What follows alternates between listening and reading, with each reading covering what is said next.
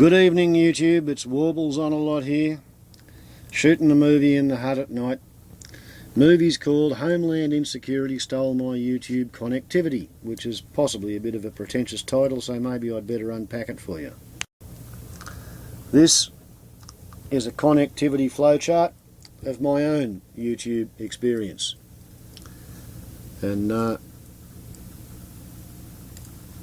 it's pretty complicated. And it runs from New Zealand to Canada to Denmark, right across America. One fella in Brazil that I don't get along too well with, but I have been chatting to him. And pretty much all of this has come about by me seeing a thumbnail of a clip on the friend activity list on the YouTube mobile phone service. And then I've had a look at the clip, and I've left a comment on the thread, and somebody has been interested enough to answer the comment on the thread after coming back to my channel. And everybody who views my channel looks at 3.5 movies, and every 100 movies I get a subscriber. So that's how I work my YouTube. Originally, in February 2011, my daughter put one of my phone movies, called the Sunfoil project, onto her channel called Bulb Powder. She did it because my birthday's in February, and she decided to take pity on me and try and save me some money because I was spending a fortune on photocopying and snail mail postage to try and promote the Sunfoil project, which is my little pet plan to try and make the world a better place by teaching all of you why and how to put a streamlined solar panel onto your road vehicle so that you save fuel. Because I figure if I can teach you to save fuel, not only will you save money, so therefore you're going to want to do it, but you're going to save greenhouse gas emissions. And if I can get you to save greenhouse gas emissions, then my not yet conceived grandchildren are going to have a slightly less disastrous world to grow up in. Alright, so there's secondary gains there, but I'm trying to do you a favour. I'm trying to show you a way to live a cleaner life and burn less fuel, waste less money, make less carbon emissions, and have a car that'll go faster, accelerate faster, and have more torque available to the gearbox when you want to put your foot on the throttle. So that's the Sunfoil project. And from February, a week before my birthday, when the daughter put the movie on her channel, until May, when she decided she'd had a gutful of having my movie on her channel, it had 630 views. It's still there. It's had 1100 views now. But what she did was she put a channel on my mobile phone, and she cut me loose, and she let me play with YouTube. And when I started, the YouTube mobile service would show me subscribers activity. That's movies that have been made and uploaded by people I am subscribed to. It would also show me friend activity, which is movies that have been made and uploaded or viewed by people that I am friends with. And I couldn't ask to be friends, but people could ask me if I wanted them to be friends, and I could approve it or disapprove it. YouTube's homepage would also show me what their computer said were the rising fast trends and YouTube's most favouted movie of the day. Right, now, out of all that grab bag, I wasn't particularly interested in browsing at random. I found the friend activity was the best value, and perhaps 75% of all the movies that I was looking at were on the friend activity. Okay? 75%. And let's say 15 to 20% were clips that I was sent by people who I was friends with, and the rest were, divided between people I was subscribed to and stuff that I was browsing. So those percentages are a bit approximate, but that 75% is a fairly solid one. And by leaving oddball, eccentric, erudite comments and causing people to come back to my channel, 6 months and 1 week after getting the channel, I had 100 subscribers, 10,000 movie views. Everything was going pretty cool. And less than 2 weeks later, the friend activity list was amputated from the mobile phone service, and according to people I've talked to, it's not on the personal computers and it's not on the laptops either. Now, all the while I used to have a friend activity list, I had limited outgoing PMs. I could only send a PM out after somebody had first sent an inbox with a reply window. And it was months before I realised I could readdress the reply window, and effectively I could send a PM to anybody as long as I didn't try to send more than 5 or 10 a day. And that varied totally randomly. And if I sent more than the random limit, my outbox would freeze for 24 to 48 hours. But I could send a few PMs anywhere. And I did. It was pretty cool. I could, send a clip to somebody I'd never spoken to before, but I'd looked at their clip and I thought they might be interested. Now, on the 20th of December 2011, the protocol for accepting a friend request changed. Instead of just pushing a button and saying, yes, I accept you as a friend, I had to send them a personal message in reply. And their friend request came with a reply window open, and having used that reply, their address was in my outbox and I could send them another reply or I could readdress it. However, yesterday, 150 subs, 15,000 views, took 7 weeks to get, 50% of what it took me 7 months to rack up the first 10,000 and 100 subs. So I'm on a bit of an exponential curve, and I'm happy about that too. But this morning I wake up and there's yet another change.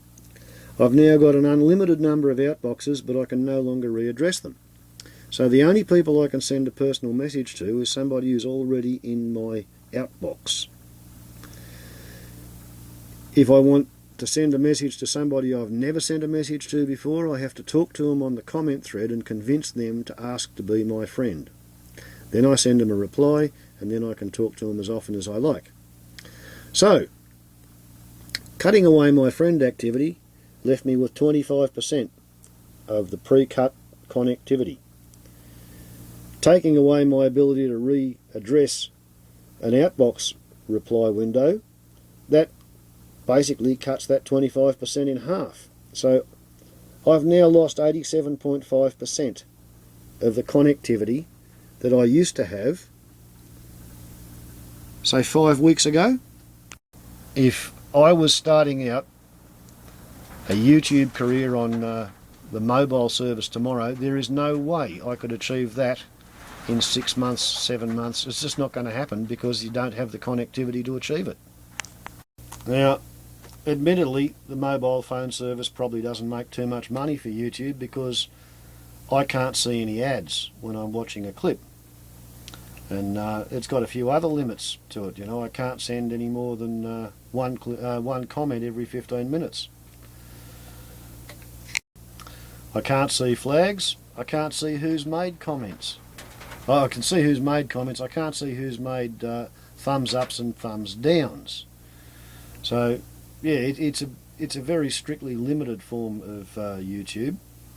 But I've got to ask myself, why is it that now YouTube, which depends on connectivity for growth of the customer base so that they can charge more for their advertisements on the basis of the revenue stream that the customers are going to be exposed to, why would they do something to drastically cut the connectivity of the YouTube mobile service? And I'm forced to the conclusion that today is 1 year since the revolution began in Tunisia, what became the Arab Spring, which led to the revolt and the change of government in not only Tunisia, but or Algeria, but also in Egypt and Libya, and there was a rebellion suppressed in Bahrain, and there's a rebellion still being suppressed in Syria. And it occurs to me that the United States government was not happy when the rebellion broke out in Tunisia, nor in Cairo. Wasn't happy with the rebellion when it started out in Libya either, and they're not happy about Syria and Bahrain. They don't like rebellions.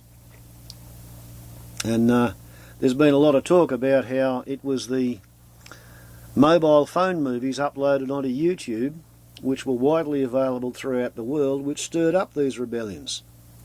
And a lot of people would pick up their mobile phone in a dull moment, check their friend activity, see what their friends were looking at, and they might be led to all kinds of politically sensitive footage, which might stir up all kinds of emotions and feelings and thoughts and rebelliousness in the people who look at YouTube mobile.